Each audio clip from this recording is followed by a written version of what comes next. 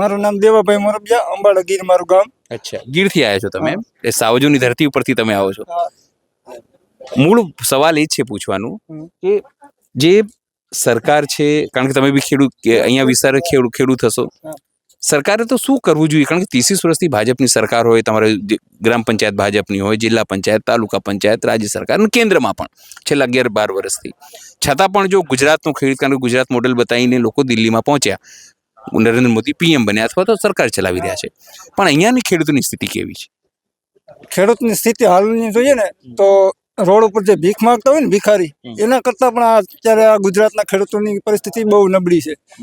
હાલમાં જો અત્યારે શિયાળુ પાકના વાવેતર માટે જે ખાતરની એટલી બધી અછત હતી કે ખેડૂતોએ ડબલ પૈસા આપવા છતાંય ખેડૂતોને ખાતર મળ્યું નથી. તેની સાથે ઇફકોનું નાનું એવું લિક્વિડ આપે, એના પણ નેનો લિક્વિડ આપે, છતાંય ખાતર મળ્યું નહીં. અને દારૂ જો હાલમાં જતો હોય ને તો તમારી ઘરે અત્યારે હોમ ડિલિવરી મળી જાય એવું છે. આ ભાજપની સરકારમાં દારૂની હોમ ડિલિવરી થાય છે. અને ખેડૂતોને જો ટેકામાં મગફળી આપવી હોય તો ટેકાની લાઈનમાં રહેવાનું. જ્યારે માંડવીની પસંદગી થાય ત્યારે જે કમિશન લેતા હોય એને પણ વધારાની કટકી આપવાની.